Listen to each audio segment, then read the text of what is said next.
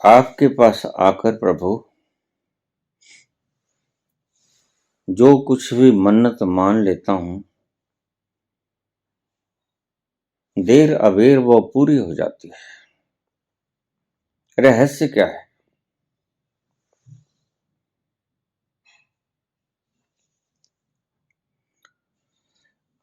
गौरव भाटिया।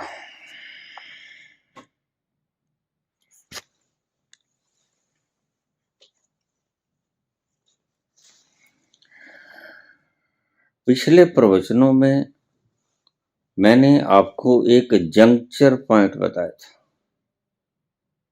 ध्यान से सोचना। बड़े काम का प्रवचन है, बड़े काम का प्रश्न है।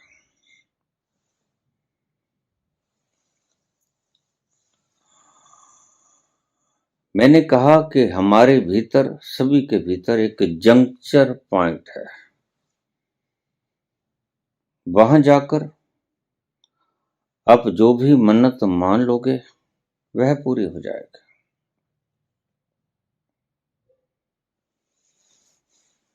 पहली बात तो आपसे प्रार्थना कर दूं कि कृपा करके, मैं किसी से मिलता नहीं, मेरे पास भीड़ भाड़ मत कर लेना। रहस्य बता देता हूं। कोई संत आए तो ऐसा करना। आपके भले के लिए ये शब्द, ये नुक्ता छोड़ जाऊंगा।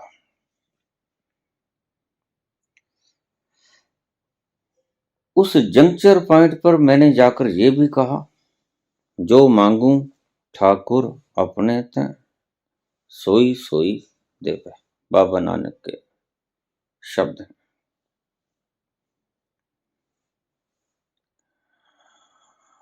क्या होता है कि आपको उस जंक्चर पॉइंट पर पहुंचने में बड़ी तकलीफ होती है। कारण ये है कि उस जंक्चर पॉइंट पर पहुंचने के लिए आपको भीड़ भाड़ के क्षेत्र में से गुजरना पड़ता है। कुछ मान्यताएं तोड़नी होती हैं जो आपको बड़ी प्यारी लगती हैं।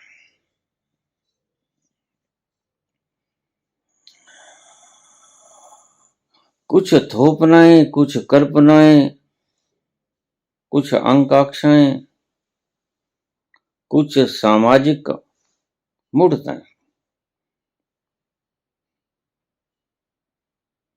आप सदा ही थोपे रहते हो, और जो आप कहते हो हमारे दिमाग के ऊपर बोझ है, वो बोझ इन सब चीजों का है जो मैंने गिना दी।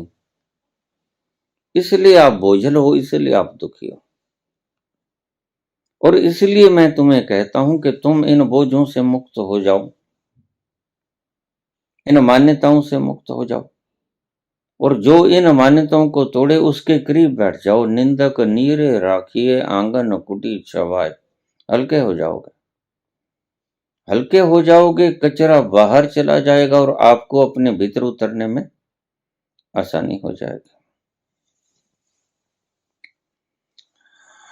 लेकिन आप उस जंक्चर पॉइंट पर पहुंच नहीं पाते, डर जाते हो, बार बार भाग जाते हो। वो डराता है, डरावना है। रास्ते में मृत्यु का भय भी आता है, जो सबसे बड़ा डरावना दृश्य वही है जिसको आप सहन नहीं कर पाते।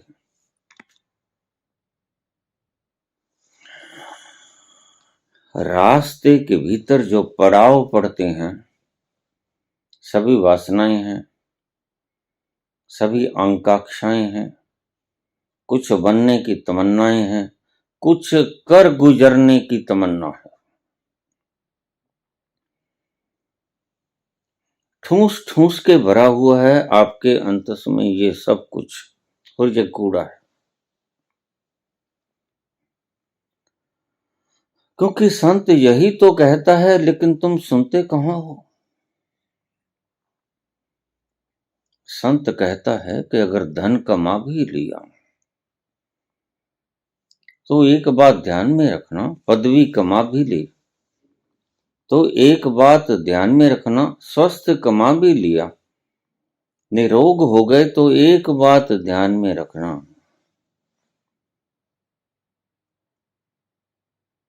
कि तुमने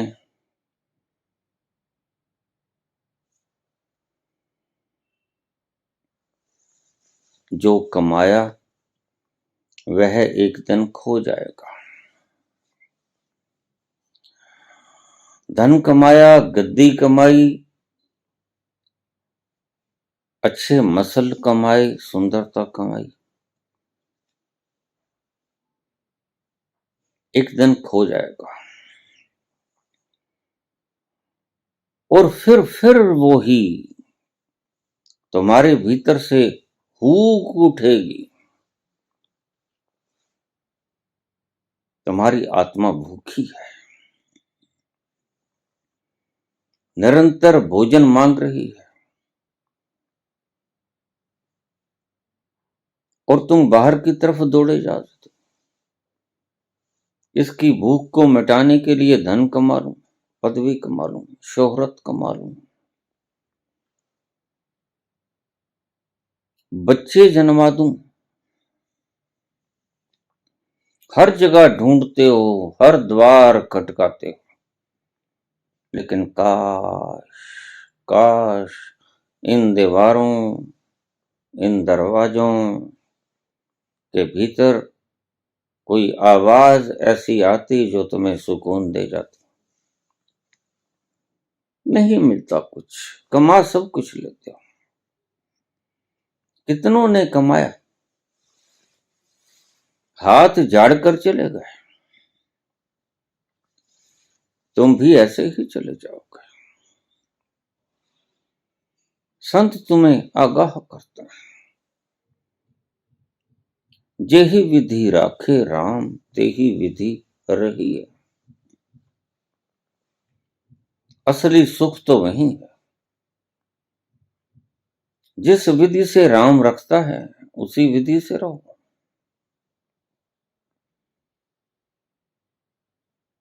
जो तुत पावे सोई पलिकार, मेरी तो यही अर्जी, कर वही जो तेरी मर्जी। ये संत क्या कहते हैं, सुना या बहरे हो,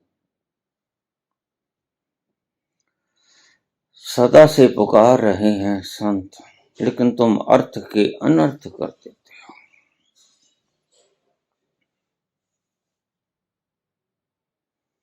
अभी कल ही मेरे पास व्हाट्सएप पे एक मैसेज आया, राम लला अब तक तो टेंट में रहे, अब कहां रहेंगे जानिए।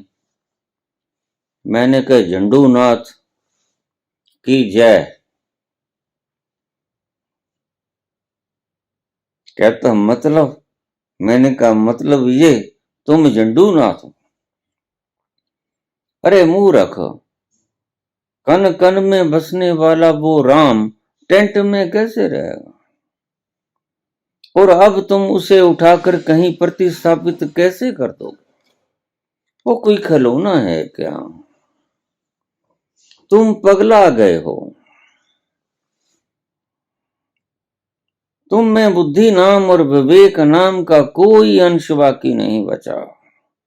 राम लला टेंट में रह रहे थे, अब कहां रहेंगे ये जान लो। तो चुड्डू नाथ ये जहां रहेंगे वो तुम्हारे कल्पना में रहेंगे, कल्पना में ही टेंट में थे, और कल्पना में ही अब जहां बैठाओगे कहीं बैठा दो। स्वर्ण सिंहासन दे दो, स्वर्ण चरण पादुकाएं दे दो, स्वर्ण मुकुट दे दो, वो कहीं नहीं रहेंगे तुम्हारे बैठाई से। ईशावास्यमिदं सर्वम यत् किंच जगत्याम जगत, वो तो पहले से ही अपने मुकाम में विद्यमान, वो कभी कहीं जाता नहीं।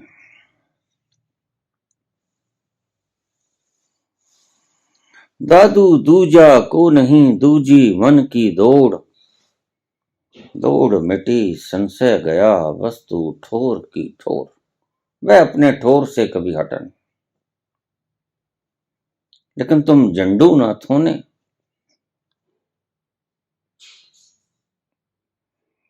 कल्पना की थी, भगवान को मुक्त कराना है जो कभी बंधन में बंधा ही नहीं। क्या कहती है कृष्ण की गाथा? कृष्ण की गाथा यही कहती है कि भगवान जेल में भी पैदा हो जाएं तो कहां जेल उन्हें बांध पाती।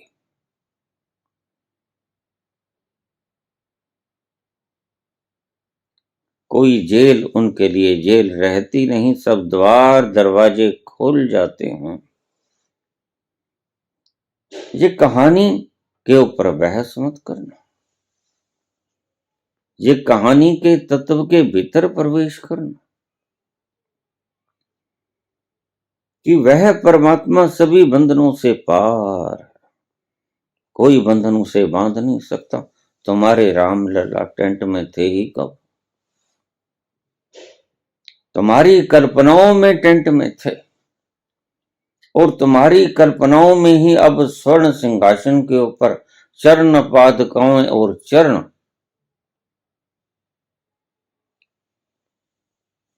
सुशोभित हो जाएंगे। सिर पर आप स्वर्ण मुकुट दे दोगे, लेकिन ये सब तुम्हारे मन के शरारती खिलवाड़ हैं। तुम बुद्धुओं की एक लंबी कतार, और सनातन को तुमने विकृत कर दिया है।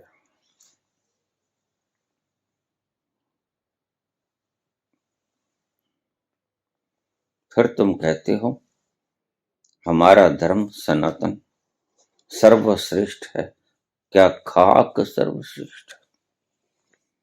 कल्पनाओं में उलझे उलझे ये लोग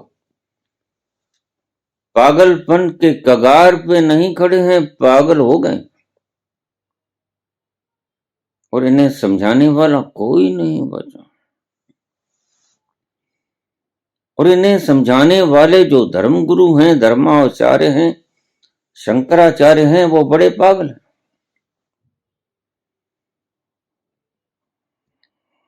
एक 12 साल का बच्चा खड़ा होकर पेशाब कर रहा था। गांव वालों ने उसे पकड़ लिया, उसे कहने लगा, अरे तू किसका छोकरा है? तुझे तहजीब नहीं सिखाई जाती गई कि पेशाब बैठ के करना चाहिए और स्थान पे करना चाहिए जब कोई पेशाब करने की जगह। चल शिकायत करते हैं अपने बाप के पास लेके चल।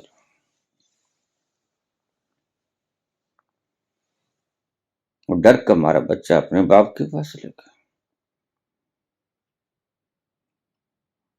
पास ही के क्षेत्र में उनका घर था, और उसका बाप, जब उन्होंने दूर से देखा, बाप पेशाब बाप भी कर रहा था, लेकिन खड़ा होके नहीं, वो चक्कर लगा के पेशाब कर रहा था, घूम रहा था, घूमते घूमते पेशाब कर रहा था।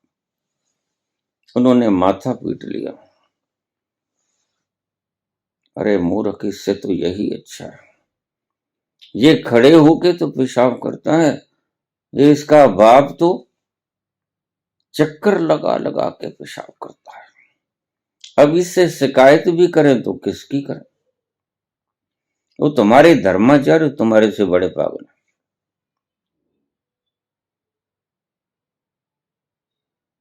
सबसे बड़ी गद्दी पर आसीन है, लेकिन तुम्हारे ही बैठाए हुए हैं। जैसे तुम रामलला को आज बैठा दोगे, वैसे ही तुमने इन बुद्धुओं को गद्दी के ऊपर बैठा दिया। पागलों की एक लंबी कतार है और बड़ी भारी भीड़ है।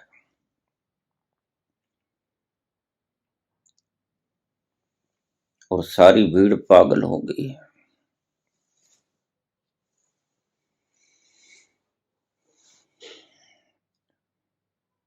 तुम सुधरोगे कैसे? जो सबके दिल में विद्यमान है, जो कण कण में है। मेरे रोम रोम में बसने वाले राम, मेरे रोम रोम में बसने वाले राम। वो रोम रोम में बसने वाला राम टेंट में कभी भी नहीं था, तुम्हारी कल्पनाओं में टेंट में बैठा था, लेकिन था तो वो कण कण में विद्यमान तब भी और अब भी और फिर भी रहेगा। आद सच जुगाद सच है भी सच, नानक उसे भी सच। वो अपने स्थान से हिला ही नहीं, वस्तु ठोर की ठोर। जहां था वही है, वही रहेगा। तुम बुद्धू अपने शास्त्रों को बदलते जाओगे, अपनी मान्यताओं को बदलते जाओगे, अपनी धारणाओं को बदलते जाओगे, लेकिन वो नहीं बदलेगा। He is unchangeable, he is unmovable। वह स्थिर है, वह नहीं बदलता। जो बदलता है वो तुम्हारा मन। पलक पलक पे मन बदलता है। मन लोभी, मन लालची, मन चंचल, मन चोर, मन के मते न चालिए, पलक पलक मन और। जो बदलता है वो मन, और जो नहीं बदलता वो शाश्वत परमात्मा, अखंड, अचल, अटल, जो हिलता नहीं, जो कंपता नहीं, अकंप लो है उसकी। और तुम उसको टेंट से उठाओगे और राज सिंहासन पर गद्दी निश्चित कर दोगे। मूढ़ताओं का कहीं कोई अंत है? और आज तो राजनीतिज्ञों ने धर्माचार्यों का चोला पहन लिया है, तो धर्माचार्य भी बेकार हो गए। ये कहते हैं हम ही बड़े पागल बन जाएं, छोटे क्यों रहें? अगर बड़े ही बनने हैं तो फिर पागल भी बड़े ही हो जाएं। पहले बुद्धू थे, अब परम पागल हो गए।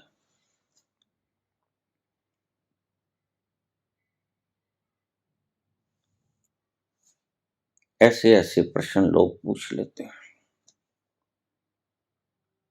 जिनका कोई सिर पैर नहीं होता। सब तुम्हारी कल्पनाएं हैं। हमारे पड़ोस में एक स्त्री चुन्नी के भीतर लड्डू गोपाल को बांधे फिरती थी।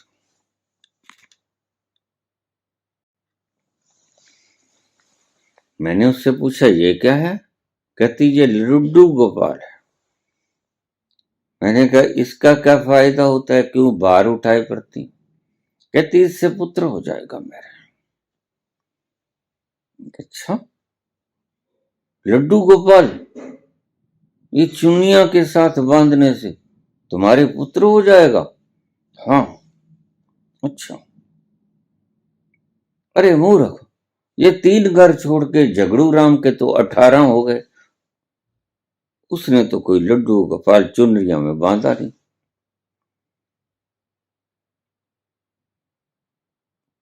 और तुम इसी को बेटा क्यों नहीं बना लेती? मानना ही तो है। अब भी तो माने फिरती हो कि बेटा हो जाएगा, और उसको नहलाती, उसको खिलाती, यद्यपि वो खाता नहीं था, बुद्धू था। मेटल का बना हुआ कहीं कभी खाता है? ऐसे ही तुम्हारी पत्थर की मूर्तियां कुछ नहीं खाती, लेकिन तुम खिलाते हो। जरा भी कोई मल नहीं लगता, लेकिन तुम नहलाते हो, नई नई पोशाकें डालते हो, दिल के बहलाने को गालिब ये ख्याल अच्छा है। तो मैंने कहा झगड़ू राम, उसके तो 18 हो गए और उसने तो कभी चुनरी के भीतर राम इसको बांधा नहीं, लड्डू गोपाल को।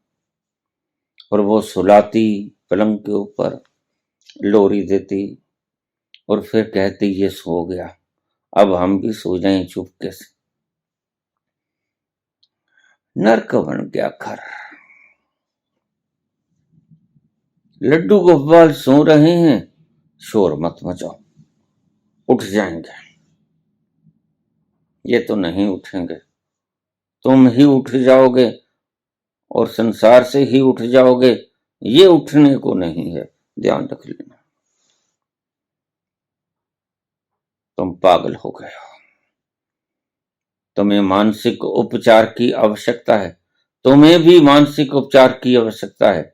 तुम्हारे धर्माचार्यों को ज्यादा मानसिक उपचारों की आवश्यकता है और तुमने आज उनका रोग अपने ऊपर ले लिया है। ये मान्यता है। पड़ोस से भागता हुआ एक व्यक्ति आया,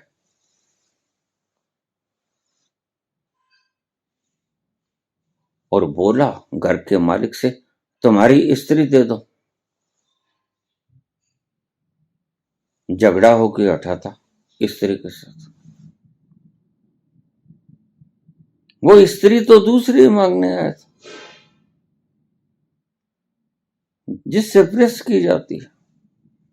कहते तुम्हारी स्त्री देना, वो कहता वो बैठी मुंह फैलाई, ले जाओ इसको, मेरे काम की नहीं। वो तो थर्राया, कहता नहीं नहीं, मैं इस स्त्री को थोड़े ही मांगने आया हूं, और किस स्त्री को मांगने आया? वो स्त्री वो जो गर्म होती है। अरे तू हाथ तो लगा के देख, ये तो गर्म होती है, ये तो आग होती है, ये तो आग बबूला हो जाती है। ओ जी नहीं, और क्या, वो जो वो करंट मारती है, अरे छू के तो देख पगले, वो तू देख करंट से बेहोश हो जाएगा। मैं भी बेहोश हुआ बैठा हूं, मेरी सब होश फक्त करती हैं ऐसा।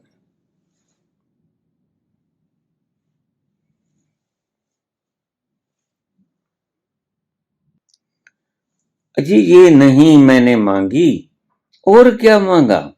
वो देखो वो जो बट निकाल देती है, जो सिलवटें निकाल देती है, कहती ये ऐसे बट निकालेगी कि तू याद रखेगा, तुम्हारे सब घर वालों के बट निकाल देगी। ये बट निकालने के लिए ही है। झल्ला कर वो पड़ोसी चला ही गया। ऐसे ही मूर्ख तुमसे कौन झगड़ा करे?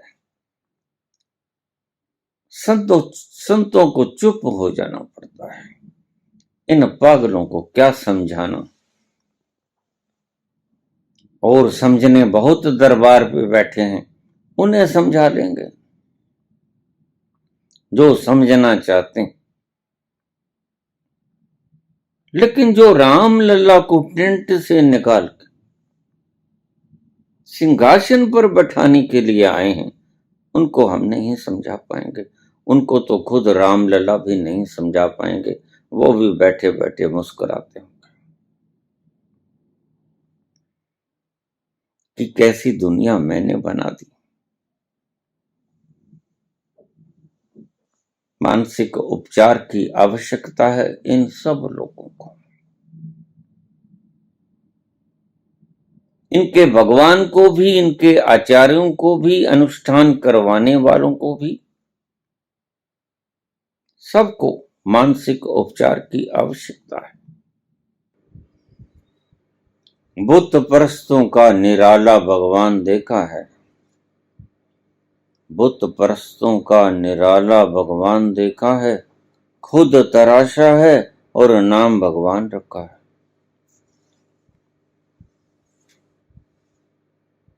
वो जो छेनी है थोड़ी सी जब कारीगर कुशल कारीगर अनगढ़े पत्थर में शक्ल डाल देता है तो पत्थर बड़ा रोता चिल्लाता है, अरे तुमने मुझे छेद दिया, काट दिया, कम कर दिया। वो कहता है तुम ठहरे रहो, तुम्हें भगवान बनाऊंगा, तुम देखना तो सही, बस थोड़ा सा रुक जाओ, थोड़ी सी कष्ट उठा लो, और एक दिन तुम मंत्र में रख दिए जाओगे और फिर सैकड़ों वर्षों तक तुम पूजे जाओगे। बस थोड़ी सी व्यथा की बात है, इसे बर्दाश्त करो।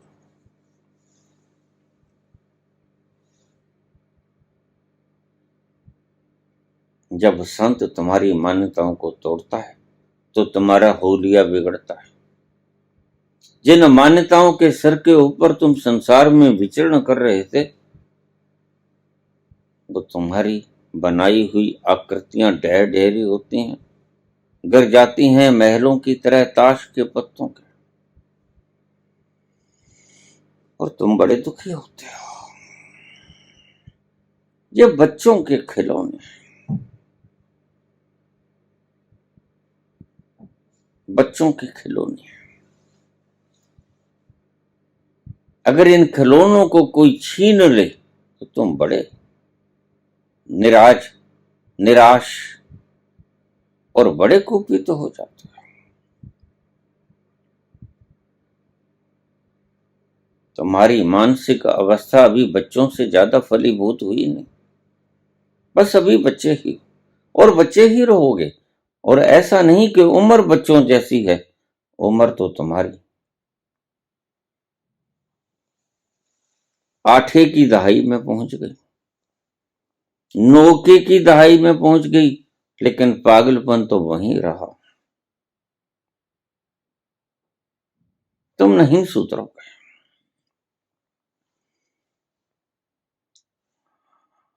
जिन मनुष्यों ने इसे इजाद किया था, वो इजाद किया था एक कायदे की तरह। साकार से शुरू करना, निराकार पे पहुंच जाना, लेकिन दुर्भाग्य तुम्हारा कि तुम कायदे को ही छाती से चिपका के बैठ गए। अब ये लड्डू गोपाल तुम्हें बेटा देगा।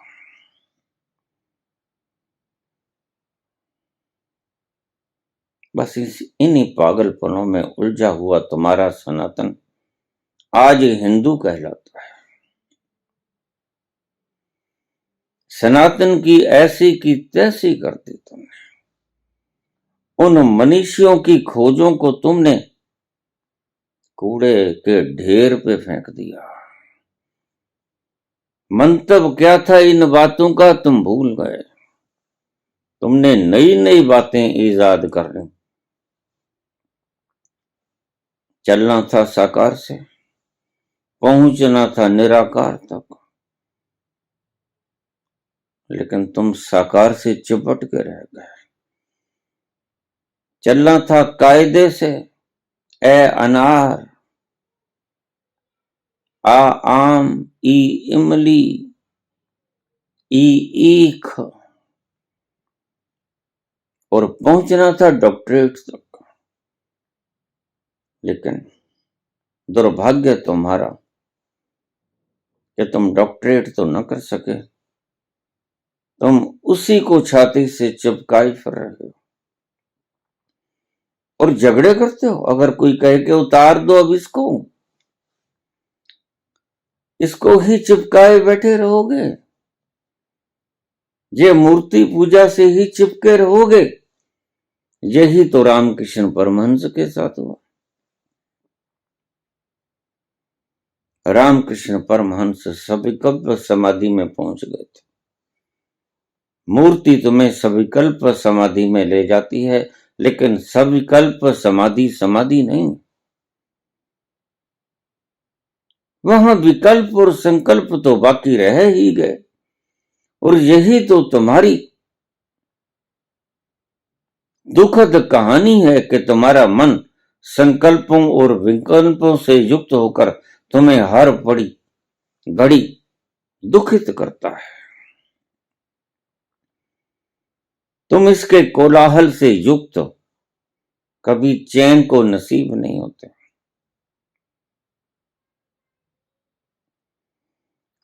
यही व्यथा तुम्हारी बाकी रहे और इसी व्यथा को तुम गले से लगाए फिरते हो। मूर्ति पूजक थे रामकृष्ण परमहंस। माता को खाना भी खिलाते, नाचते, पूजा भी करते, खूब मगन होते। माता आ गई तो भोग लगाते, बड़े प्यार से चूरी कूटते, भजन गायन करते, नाचने लग जाते और फिर कई कई दिन तक पूजा भी ना करते। मूर्ति पूजकों का ऐसा ही हाल होता है। रामकृष्ण परमहंस भावुक व्यक्ति थे। वो बचपन का गदाधर बड़ा कोमल हृदय रखता था। उसने देखी हंसों की कतार और हंसों की कतार को देखकर ऐसा मगन हुआ कि वो सविकल्प समाधि में चला गया। बस एक छोटी सी घटना, उड़ती हुई हंसों की कतार, बगलों की कतार, उसके हृदय को छू गया वो दृश्य और वो गिर पड़ा। कई घंटे तक बेसुध पड़ा रहा, फिर उठा। शुरू से ही रामकृष्ण परमहंस बड़े भावुक स्वभाव के थे, बड़े सेंसिटिव थे और आखिर तक यही कुछ करते रहे। पूजा प्रार्थना, काली आ गई, काली चली गई, काली से मांग लो, अपनी व्यथाओं को रो लो।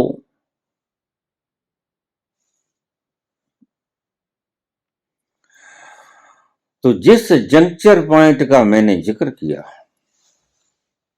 वो बस यही सविकल्प समाधि है, क्योंकि अभी निर्विकल्प तो आया नहीं। अभी तो तुमने चुनना है कि तुमने जाना कहां है। बड़े क्षेत्र खुले, हजारों रास्ते खुले, तुम अपनी तमन्नाओं को पूरी कर सकते हो इस स्थान पे आकर। पिछले जन्म में जाना चाहते हो, जा सकते हो। तीसरा नेत्र खोलकर दूर की बातों को देखना चाहते हो, देख सकते हो। दूर श्रवण, कोई दूसरा 100 मील दूर बैठा बातें कर रहा है, उसको सुनना चाहते हो, सुन सकते हो। जो तुम्हारे इस भौतिक शरीर की क्षमताओं से पार है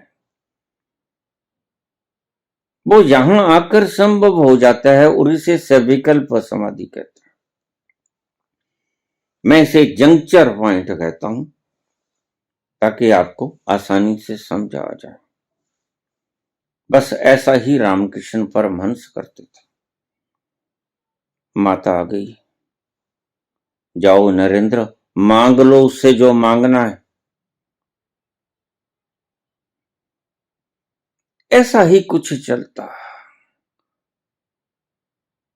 लेकिन किसी एक तल पर पहुंचने वाले रामकृष्ण कहीं पहुंचे तो थे। यहां तक पहुंचना भी बहुत मुश्किल है। अपने सभी विकारों को, अपनी सभी वासनाओं को, अपनी सभी इच्छाओं, आकांक्षाओं, कल्पनाओं के भीतर से गुजरना पड़ता है और यह बड़ा मुश्किल काम है। और सबसे मुश्किल काम है तुम्हारे भीतर मृत्यु का डर कूट कूट के भरा पड़ा है। पल पल पे तुमने मृत्यु के डर को दबाया और वो 2/3 भाग तुम्हारा भीतर अचेतन का मृत्यु के डर से भरा पड़ा है। 3 में से 2 भाग। वो निकलेगा तुम कपोगे। मेरे पास रोज यहाँ पर मैसेज आते हैं, बाबा कांप रहा हूं, कुछ करो। मैंने कहा तुम अशांत होकर बैठ जाओ, कुछ नहीं होगा, तुम मरोगे नहीं, मेरी जिम्मेवारी। ये भय है, मृत्यु का भय है, मृत्यु नहीं है। डर आता है, इसे निकलने दो, ये निकलने के लिए ही आया है। डर लगता है, डरो और खूब डरो और इस डर को सहयोग दो और कपने लग जाओ। रोकने की चेष्टा मत करो, डरो, खूब डरो, इसके साथ सहयोग बना लो। तुम मरोगे नहीं, मेरी जिम्मेवारी, क्योंकि ये मृत्यु का डर है, मृत्यु नहीं है। इसलिए मेरे पास रोज फरमान आते हैं, बाबा ये हुआ, वो हुआ, आसमान में उड़ रहा हूं, ऐसा कुछ हो रहा है, ऐसे स्वप्न का फल बता दो, ये बता दो, वो बता दो। सब मन की धारणाएं हैं, क्या बता दूं, खाक बता दूं। मैंने तुम्हें उस असल अवस्था में पहुंचने के लिए आमंत्रित किया है और तुम फिर खिलौनों से खेलने शुरू कर गए।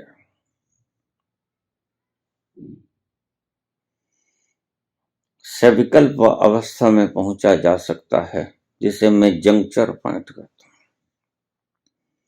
और ऐसे व्यक्ति के पास आकर अगर आप जो कुछ भी सोचोगे वह प्रकृति पूर्ण कर देगी, उसका दायित्व है।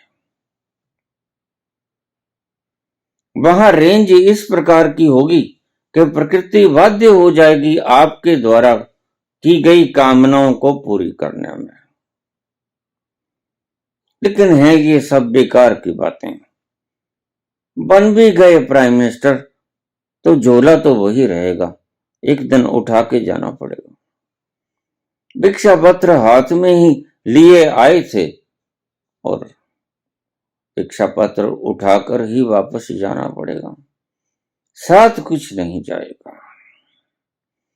साथ तो ये वस्त्र तो जाएंगे ही नहीं, जिसको वस्त्र पहनाए गए थे इस माटी के शरीर को, वो भी साथ नहीं जाएगा। तुम इसी गफलत में मर जाते हो। इस जंक्चर पॉइंट के ऊपर जब पहुंच जाता है कोई व्यक्ति, यद्यपि यहां भी पहुंचना बहुत मुश्किल है, क्योंकि उससे आगे का रास्ता बड़ा आसान है। मुश्किल तो बस यही रास्ता है।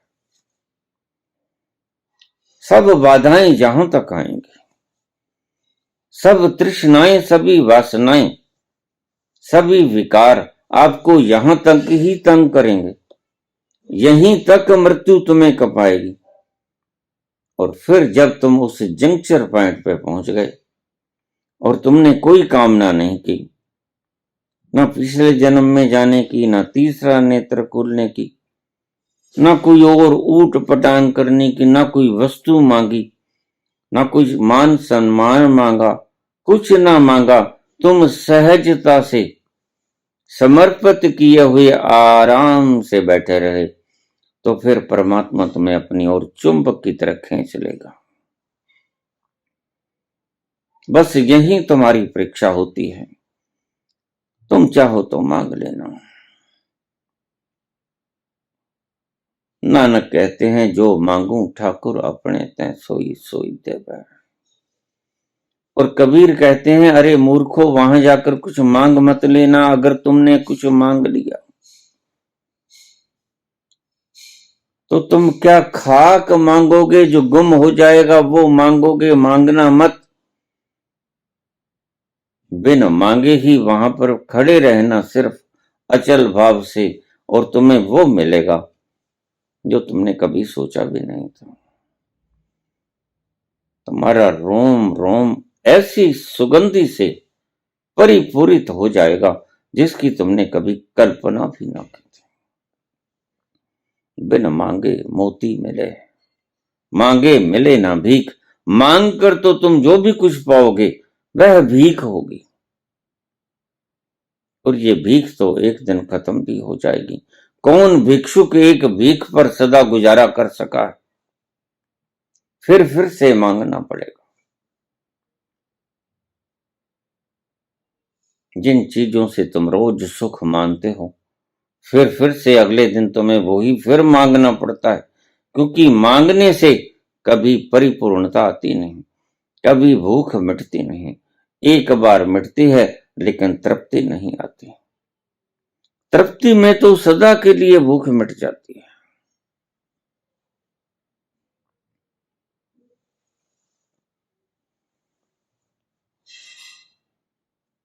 तो रामकृष्ण परमहंस के पास उस मंदिर के भीतर जो रानी रासमणी ने बनाया था, दक्षिणेश्वर का मंदिर, वहां पहले उसके बड़े भाई राम कुमार थे। वही पुजारी पद पर चुने गए थे।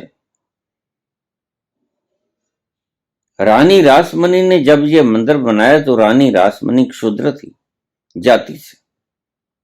उस वक्त वर्ण व्यवस्था का बड़ा प्रभाव था, आज की तुलना में हजारों गुना ज्यादा।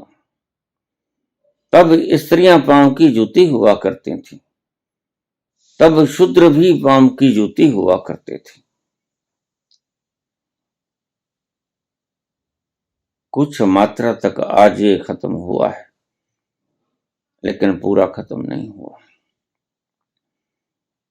अभी भी हमारे सिर के ऊपर बैठे ये ब्राह्मण पंडित पुरोहित शूद्रों का खून चूस रहे हैं, वैश्यों और क्षत्रियों को निर्देश दे रहे हैं। ये पागलपन समाप्त होना चाहिए। मानस की जात सब एको पहचान वो।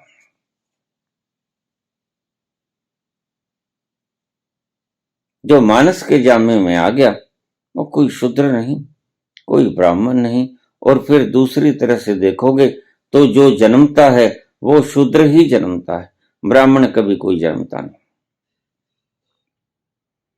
अपने प्रयास से, अपने तप से, अपने त्याग से वह ब्राह्मणत्व को उपलब्ध हो सकता है अगर चाहे तो, अन्यथा तुम शूद्र जन्मे और शूद्र ही मर जाओगे। शूद्र का अर्थ छोटे छोटे सुखों में उलझ जाना। तुम छोटे छोटे सुखों में उलझे हुए खिलाड़ी,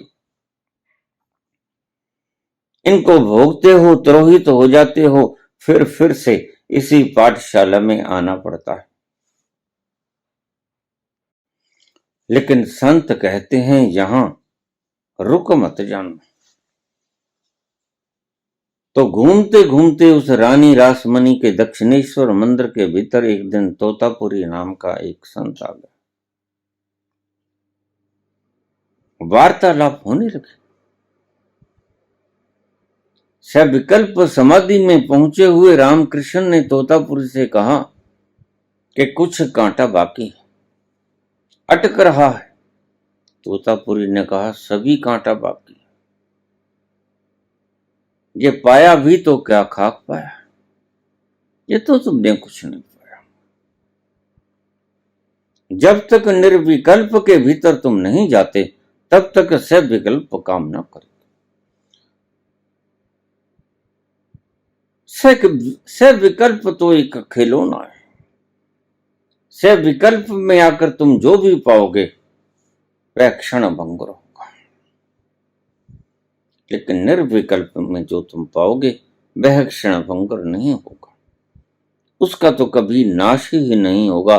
नैनम छेदंती शस्त्राणी, नैनम दाहती पावका, न चैनम क्लेदंता पुनः शोषति मारुता। तुम वहां पहुंच जाओगे निर्विकल्प में, और सविकल्प में तुम जो भी मांगोगे वह क्षण भंगुर होगा। इसलिए संत कहते हैं, कबीर कहते हैं वहां कुछ मांगना मत। और नानक कहते हैं अगर मांगोगे तो तत्क्षण मिल जाएगा। वो भी एक अर्थ में कहते हैं कि इन क्षण भंगुरों को मांग मत लेना, क्योंकि ये मांगे ना मांगे बराबर। और कबीर कहते हैं अगर तुमने मांग लिया तो फिर क्या खाक मांगा। कुछ भी मत मांगना तो मोती मिलेंगे, हीरे जवाहरात मिलेंगे। मानिक मणियां मिलेंगी जो तुम्हें भीतर से तृप्त कर जाएंगी, और ये तृप्ति ही तुम्हारी जायदाद है, यही तुम्हारी प्रॉपर्टी है सच में अगर देखो तो।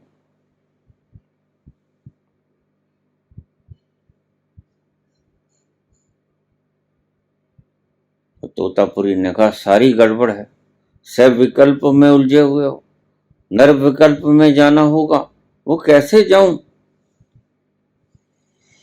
मैं तुम्हें साधना कराऊंगा, अभी मैं यहां हूं 1 सप्ताह भर के लिए। सविकल्प से निर्विकल्प में जाने में ज्यादा वक्त लगा नहीं करता, बस सिर्फ सित्र होके बैठना पड़ता है। रामकृष्ण बड़े मौज में थे। सविकल्प समाधि में आया व्यक्ति भी बड़ी मौज में होता है। सविकल्प आदमी के पास जाकर जो भी तुम मन्नत मांगोगे, प्रकृति उसको पूरा करने में बाध्य होगी।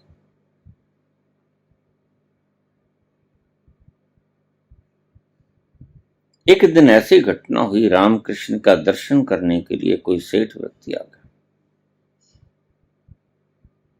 अब सेठ जितना उसके पास था उससे तृप्त नहीं था, और सेठ कभी तृप्त हो भी नहीं पाता। ना सेठ तृप्त होता है धन से, ना राजनीतिक तृप्त होता है पदवी से। तुम उसे सबसे सर्वोच्च पदवी के ऊपर भी बैठा दो, वो कहेगा नहीं, तुम मुझे भगवान बना दो। और भगवान बनाना जनता के हाथ में नहीं। भगवान तो तुम खुद अपने प्रयास से ही बन पाओगे। भगवान तो तुम हो, वह तो अपने भीतर जाकर तुम ही बन पाओगे अगर चाहो तो। जनता तुम्हें भगवान नहीं बना सकती। जनता जो तुम्हें कुछ दे सकती थी वो दे दिया अपने हाथ काट के, और जनता ने तुम्हें सर्वोच्च पदवी दे दी, लेकिन ये लालच है कि मानता नहीं। फिर डिक्टेटर कहता है कि मुझे तुम भगवान बनाओ,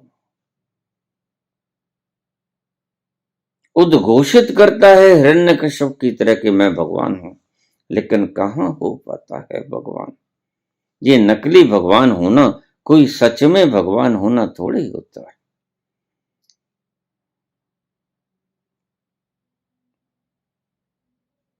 फिर तुम एक्टिंग करोगे, ड्रामे करोगे, फोटोआं खिंचवाओगे,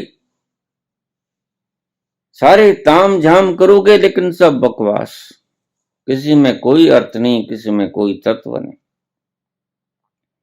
कितने ही ड्रामेबाजी करो, कितने ही होर्डिंग्स लगवाओ, तुम भगवान नहीं हो सकते। It is impossible. वो तो रास्ता दूसरा है।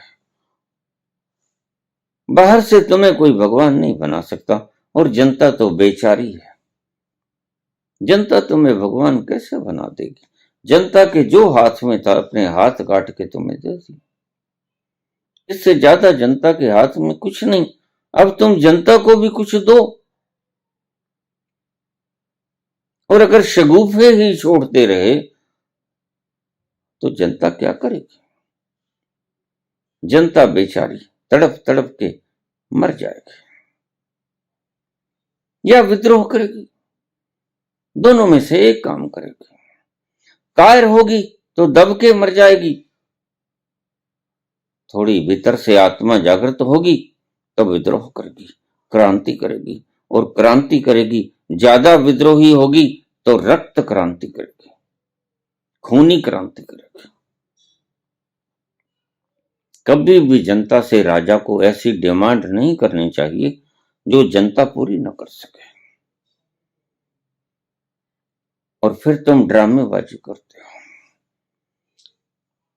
फिर तुम थाल में सजा लेते हो दीपक, अपने भीतर का दीपक जलाना तुम्हें आता नहीं।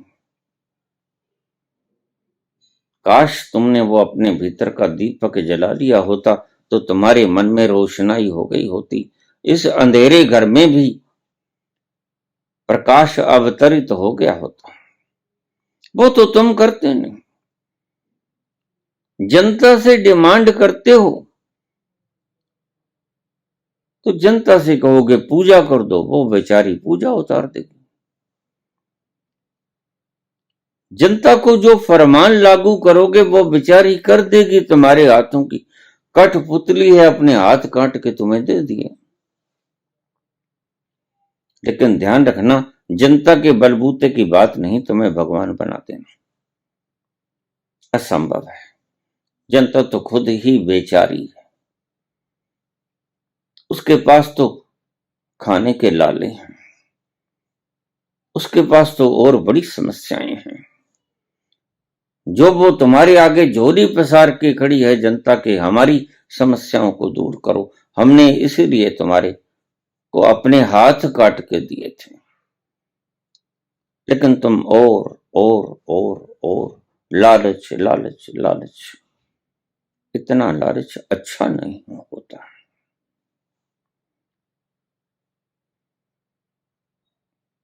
एक दिन जनता कह देगी, बाज आए इस मोहब्बत से, उठा लो पानदान अपना। फिर ज्यादा दूर वक्त रह नहीं जाया करता। इससे पहले राजा को सुधर जाना चाहिए कि वो हर किसी की तौहीन करे, कि वो हर किसी को दंडित करे, कि वो हर किसी के लब सीधे, कि हर किसी की जुबान को तालुए से चिपका दे फेविकोल लगा के। ऐसा राजन को करना नहीं चाहिए, अन्यथा हशर मुसोलिनी जैसे ही होते हैं, अन्यथा हशर हिटलर जैसे ही होते हैं। वक्त पर ही संभल जाना चाहिए, यही गनीमत है राजा के लिए। तोतापुरी ने कहा कि सविकल्प समाधि से छलांग लगानी। कैसे लगाऊं प्रभु? तुम बैठ जाओ, मैं तुम्हें बताता हूं। चलो अपने भीतर उतरो, उस जंक्चर पॉइंट पे चलो। चले गए, छलांग लगाते जंक्चर पॉइंट पे पहुंच जाते।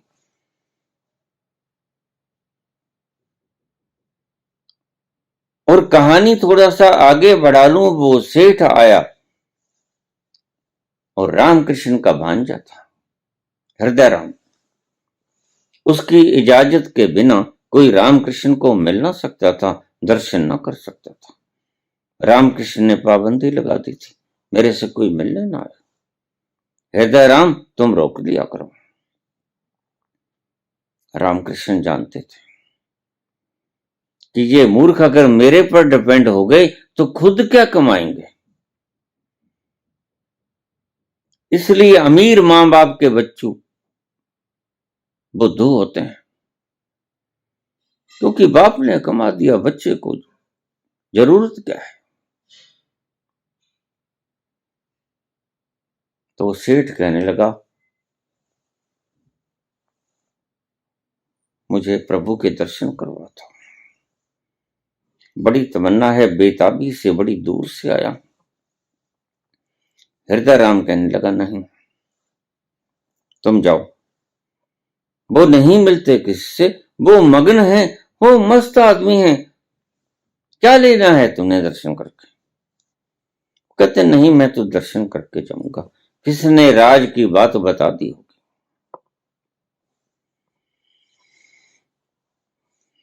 वो भला वीरा, किस भले वेले की बात मैं कर रहा हूं। उस भले वेले में उस सेठ ने कहा हृदय राम से, अरे कुछ थोड़ा सा लालच ले लो। क्या लालच दोगे? कहता मैं तुम्हें 10,000 रुपए दे दूंगा। और 10,000 रुपये उस वक्त इतनी कीमत होती थी कि पूरे का पूरा शहर खरीद लो। बहुत बड़ा सेठ था। हृदय राम की तो आत्मा कांपी। अरे ये वेला जो 1 रुपया 2 आना मिलता मजदूरी का, और ये 10,000 दे रहा है।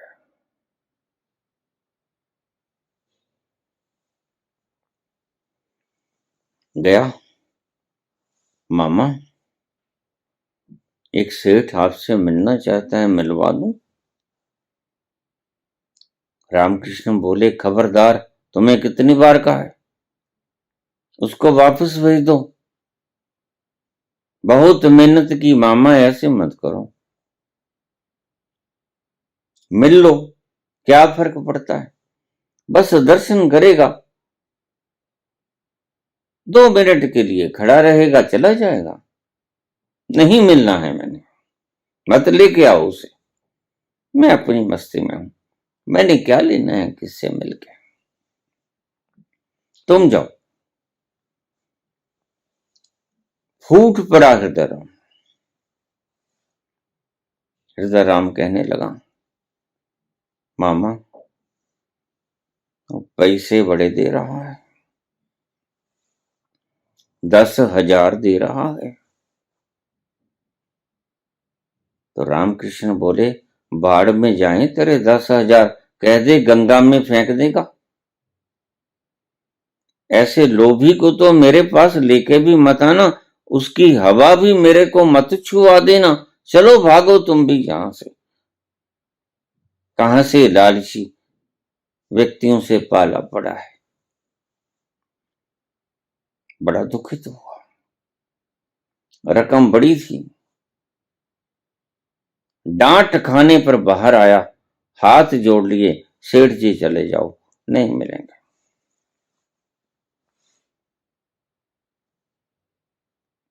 सविकल्प समाधि में उतरे हुए व्यक्ति के पास भी अगर जाकर तुम जो मांगोगे, चुपके से बिना होंठ हिलाए फरियाद कर लोगे, मन ही मन में प्रकृति वो पूरा कर देती है। ये तुम्हें राज की बात बता देता है। सविकल्प, निर्विकल्प, इन 2 संतों के पास जो भी मांगोगे मिल जाएगा। निर्विकल्प व्यक्ति तो परमात्मा का ही रूप होता है, परमात्मा ही होता है, और सविकल्प व्यक्ति परमात्मा के करीब होता है। बस इतना सा ही फर्क होता है दोनों में।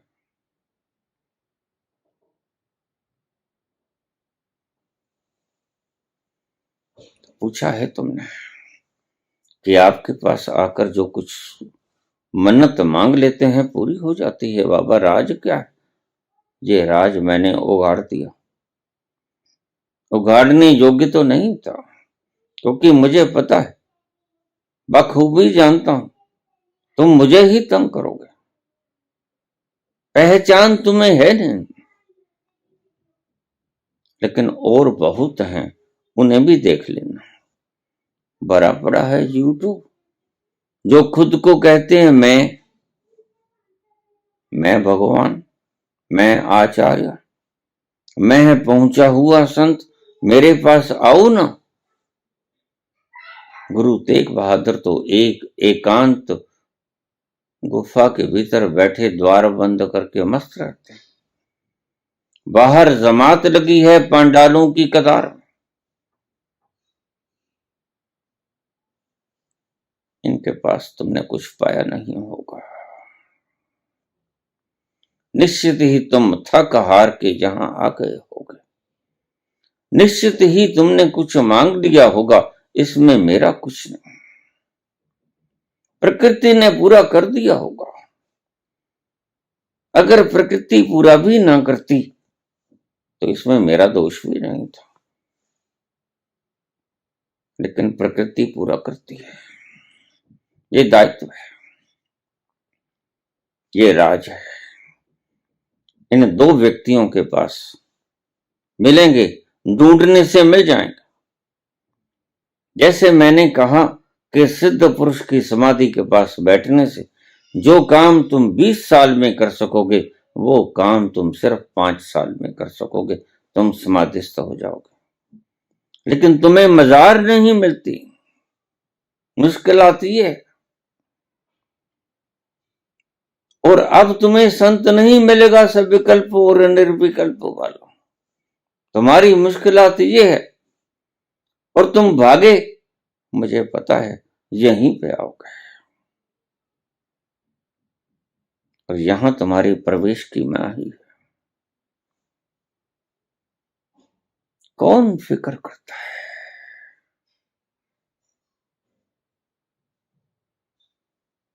आह को चाहिए एक उम्र असर होने तक, आह को चाहिए एक उम्र असर होने तक, कौन जीता है तेरी जुल्फ के सर होने तक। धन्यवाद।